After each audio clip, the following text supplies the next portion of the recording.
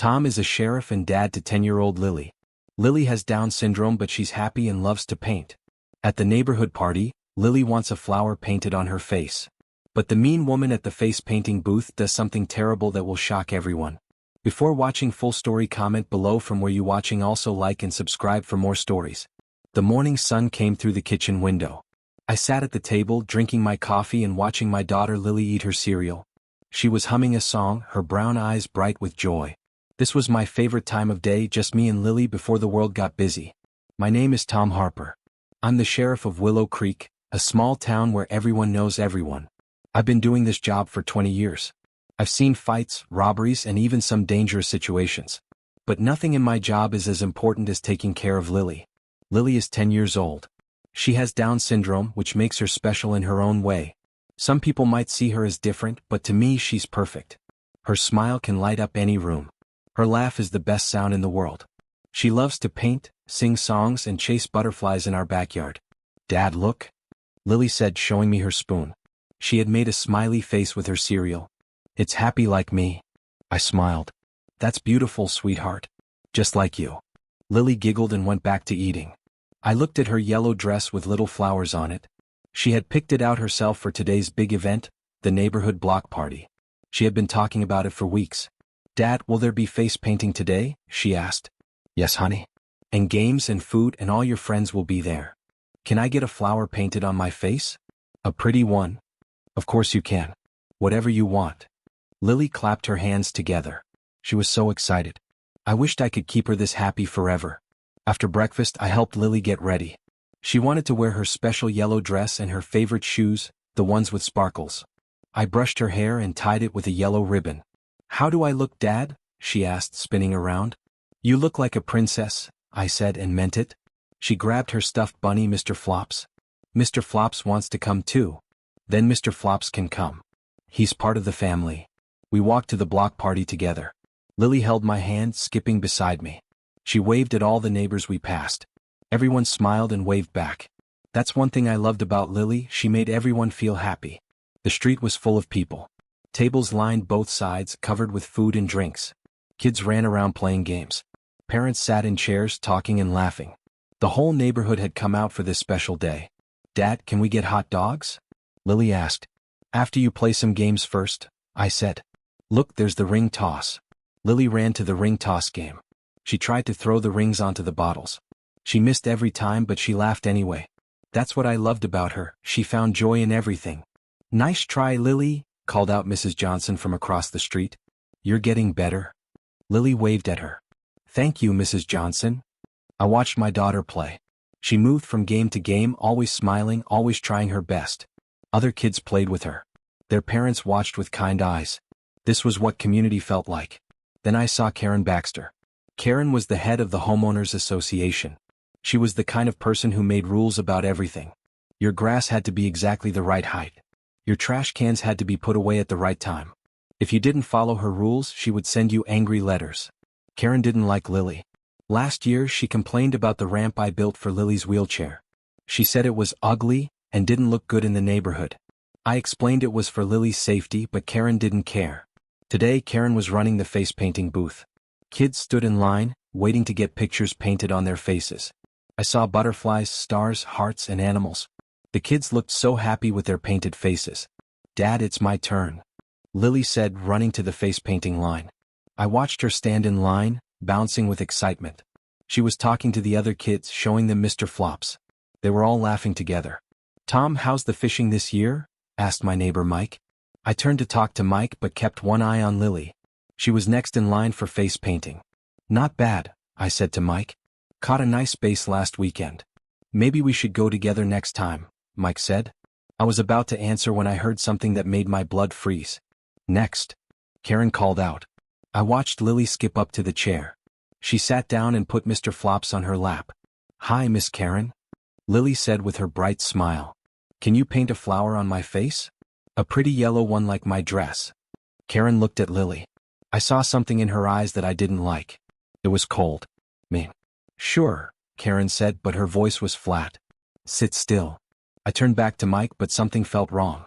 My sheriff instincts were telling me to pay attention. But Mike was talking about work and I tried to listen. A few minutes later, I heard gasps from the crowd.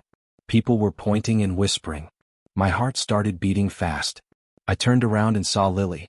Her face was covered in black paint. Not a flower, not a butterfly, not anything pretty. Just ugly black paint smeared all over her cheeks, nose, and forehead. She looked confused and scared. "Dad." Lily called out, her voice small and shaky. "Why does my face feel funny? Did I get my flower?" The other kids were staring. Some were whispering. Some were laughing. Karen stood there with the paintbrush in her hand, smiling like she had done something clever. I ran to Lily faster than I had ever run before. The crowd moved out of my way. I scooped Lily up in my arms and held her tight. "What did you do?" I asked Karen. My voice was quiet, but I was shaking with anger. Karen shrugged. "She wanted to be different, didn't she? I just gave her what she deserved." Those words hit me like a punch to the stomach. I looked at Lily. Her tears were mixing with the black paint. She was crying and she didn't understand why. "Dad, why did Miss Karen do this to me?" Lily whispered. "I just wanted a flower." I wanted to yell at Karen. I wanted to grab her and shake her. But I was the sheriff. I had to stay calm even though every part of me wanted to scream. "Let's go home, sweetheart," I said softly. "Let's get you cleaned up." I carried Lily away from the booth. The crowd was quiet now. Everyone was looking at Karen with shocked faces. Some people looked angry. Others looked ashamed that they hadn't stopped it. Mike followed me. "Tom, I'm so sorry. I can't believe she did that."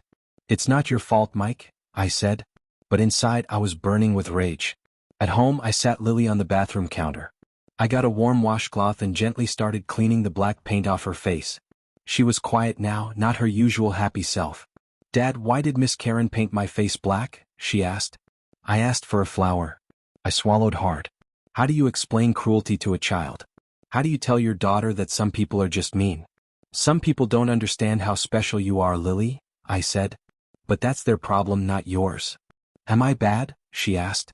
"No, baby. You're perfect. You're the best daughter in the whole world."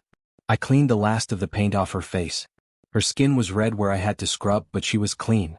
I looked at her in the mirror. She was beautiful inside and out. "I love you, Dad," she said. "I love you too, Lily. More than anything." That night, after Lily went to bed, I sat at the kitchen table. I stared at my sheriff's badge. Being a sheriff means protecting people. It means making sure bad things don't happen to good people. But I had failed. I had let someone hurt my daughter right in front of me. Karen's actions weren't just mean. They were illegal. In our state, targeting someone because of their disability is a hate crime. Karen had committed a serious crime and she was going to pay for it. I made a plan. Tomorrow, I would call a meeting with the homeowners association. I would file criminal charges against Karen. And I would make sure she never hurt anyone else again. The next morning, I called Mrs. Jenkins, who was on the HOA board. "Mrs. Jenkins, this is Sheriff Harper. I need to call an emergency board meeting about what happened yesterday." "Oh, Tom," she said, her voice sad. "I'm so sorry about what Karen did to Lily. It was terrible. I want to meet with the whole board this afternoon. Can you set that up?" "Of course. We'll meet at the community center at 2 p.m. I spent the morning gathering evidence. I had photos from the block party. I had statements from witnesses. I had everything I needed to prove what Karen had done.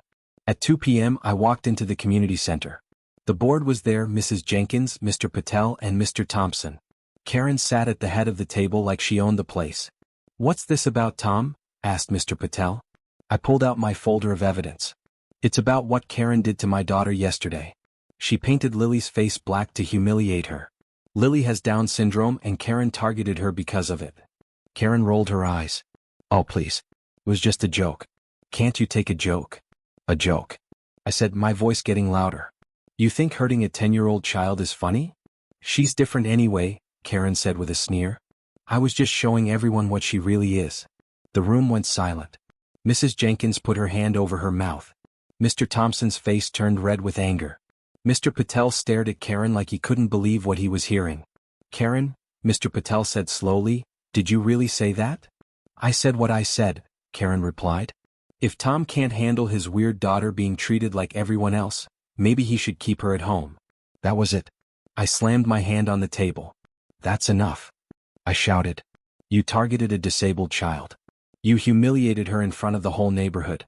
What you did is not just cruel, it's illegal." Karen's face went pale. You can't arrest me for painting a kid's face. Watch me, I said, pulling out my handcuffs.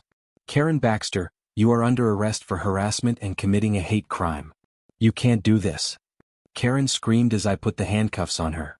I run this neighborhood. I make the rules. Not anymore, said Mrs. Jenkins. Karen, you're off the board. We don't want people like you representing our community.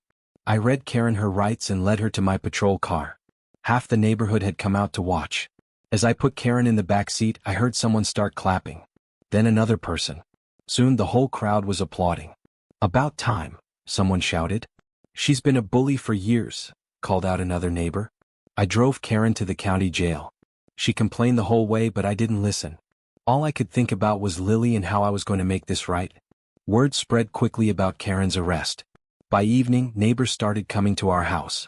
They brought flowers, cards, and homemade cookies for Lily. I'm so sorry I didn't speak up sooner, said Mrs. Rodriguez from down the street.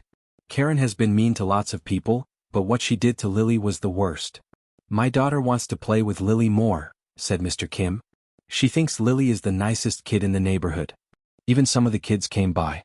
They had made a big card for Lily with messages like, "You're awesome," and "We love your smile." Lily was happy to see everyone, but I could tell she was still hurt. She wasn't her usual bouncy self.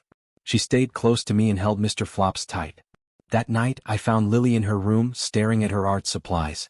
She loved to paint, but she hadn't touched her brushes since the block party. Want to paint something together? I asked. She shook her head. I don't want to paint anymore, Dad. My heart broke. Karen had taken away something Lily loved. That made me even angrier. Lily, what happened wasn't your fault. You're beautiful and special. Don't let anyone take that away from you.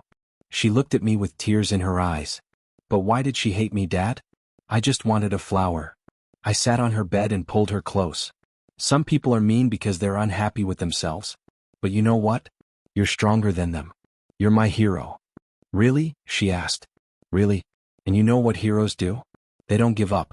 They keep being amazing no matter what. Lily thought about this. Then she got up and picked up a paintbrush.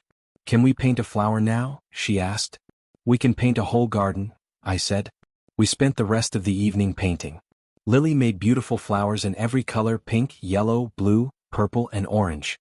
She was laughing again, getting paint on her hands and even on my nose. Dad, you look funny with purple on your nose, she giggled. You look funny with rainbow hands, I said back. For the first time since the block party, Lily was herself again. Over the next few weeks, something amazing happened. The whole neighborhood came together to support Lily. The kids organized art days in the park. Parents brought their children over to play. Everyone wanted to show Lily that she was loved. We want to do something special for Lily, said Mrs. Johnson. What if we have a big art party? All the kids can paint together. That's a wonderful idea, I said. The art party was held in the park on a sunny Saturday. Tables were set up with paints, brushes, and canvases. Kids and parents came from all over the neighborhood. Lily was the star of the show, teaching everyone how to mix colors and create beautiful pictures. Look, Lily, said Emma, a girl from down the street. I made a flower just like you showed me. It's beautiful, Lily said, clapping her hands. You're a great artist. Watching Lily help the other kids made me so proud. She was generous with her talent and patient with the younger children. This was the real Lily, kind, loving, and full of joy. But I still had work to do. Karen's trial was coming up, and I wanted to make sure justice was served. I worked with the county prosecutor to build a strong case against Karen. We had plenty of evidence, photos, witness statements, and even a video someone had taken with their phone. This is a clear case of harassment and a hate crime, the prosecutor told me. She deliberately targeted your daughter because of her disability. What kind of sentence are we looking at? I asked. With all this evidence, she could get up to a year in jail, plus probation and community service. The trial was set for a month later. I spent that time preparing witnesses and making sure everyone was ready to testify. Karen hired a lawyer who tried to make excuses for her behavior. He claimed it was just a misunderstanding and that Karen didn't mean to hurt anyone. But the evidence was too strong. Witness after witness testified about what they saw. They described how Karen had deliberately humiliated Lily. They talked about how cruel and intentional her actions were. The most powerful testimony came from Dr. Martinez, a psychologist who specialized in working with children with disabilities. When a child with Down syndrome is targeted like this, Dr. Martinez explained, It can cause lasting psychological damage. These children are often more trusting and don't understand why someone would want to hurt them. The prosecutor also brought in other neighbors who told stories about Karen's bullying behavior over the years. There was a pattern of cruelty and harassment. Karen's lawyer tried to argue that she was just maintaining community standards, but it didn't work. The jury could see right through her excuses. The trial lasted 3 days. On the final day, the jury took only 2 hours to reach their verdict. We find the defendant, Karen Baxter, guilty of harassment and committing a hate crime, the jury foreman announced. Karen's face went white. She looked shocked, like she couldn't believe this was happening to her. The judge was tough during sentencing. Ms. Baxter, your actions were deliberate and cruel. You targeted a vulnerable child to humiliate her in front of her entire community. This behavior is unacceptable and will not be tolerated. Karen was sentenced to 8 months in county jail, 2 years of probation, and 300 hours of community service. She also had to pay a fine and attend sensitivity training. As the bailiff led Karen away, she looked back at me with hatred in her eyes. But I felt nothing but relief. Justice had been served. When I got home from the trial, Lily was waiting for me in the living room.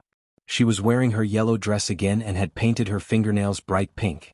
"Dad, did the mean lady have to go to jail?" she asked. I sat down beside her. "Yes, sweetheart. She's going to jail and she won't be able to hurt anyone else." "Good," Lily said firmly. "Nobody should be mean to kids." "You're absolutely right about that. Dad, can we have another block party soon? I want to do the face painting this time." I smiled. "I think that's a great idea. Would you like to paint flowers on everyone's faces?" "Yes. And butterflies and stars and hearts. I want to make everyone happy. That's my Lily." Even after everything that happened, she wanted to make others happy. She was stronger than I had ever imagined. 6 months later, we had the biggest block party in Willow Creek's history. The whole neighborhood came out, plus people from other streets who had heard about what happened. Lily ran the face painting booth just like she had wanted. She wore her yellow dress and had flowers painted on her own cheeks. Kids lined up to have Lily paint their faces. "What would you like?" Lily asked each child. "A butterfly, please. A flower like yours. Can you paint a rainbow?" Lily painted each face with care and love.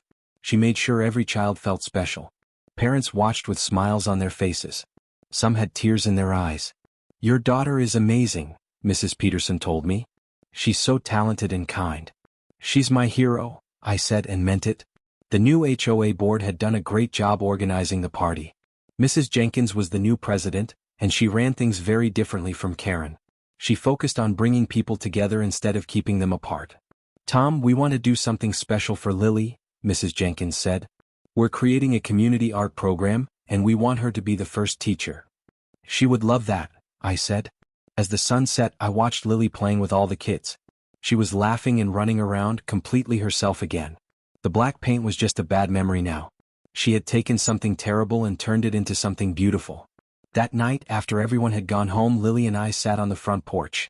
She was tired but happy, still wearing her face paint. "Dad, today was the best day ever," she said. "Why's that, sweetheart?" "Because I made everyone happy. And nobody was mean. Everyone was nice." I hugged her close. "You did make everyone happy. You have a gift for that." "Dad, I'm glad Miss Karen went to jail. But I'm not mad at her anymore." "You're not?" "No. I think she was just sad inside. Sad people sometimes do mean things. But I'm happy, so I do nice things." I looked at my daughter with amazement. She had more wisdom than most adults I knew. She understood forgiveness in a way that was pure and simple. "I love you, Lily," I said. "I love you too, Dad. And I love Mr. Flops and painting and butterflies and all my friends." "What about flowers?" "Especially flowers. They're beautiful just like people."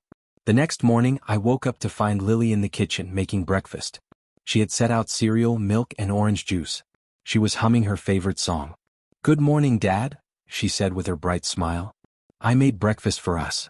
"Thank you, sweetheart. That's very thoughtful." As we ate together, I thought about everything that had happened. Karen had tried to hurt Lily, but she had failed. Instead, she had brought the whole community together. She had shown everyone how special Lily was. Lily was stronger now. She was more confident. She knew she was loved and supported. And she had learned that she could overcome anything.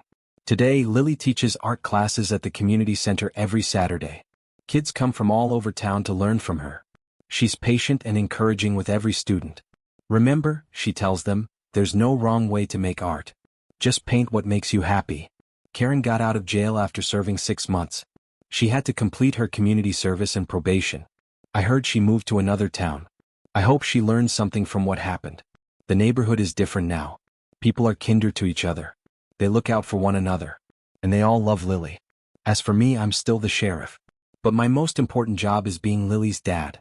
She teaches me something new every day about love, forgiveness, and strength. This morning, Lily came running into the kitchen with a new painting. Dad, look what I made. It was a picture of our house with a rainbow over it.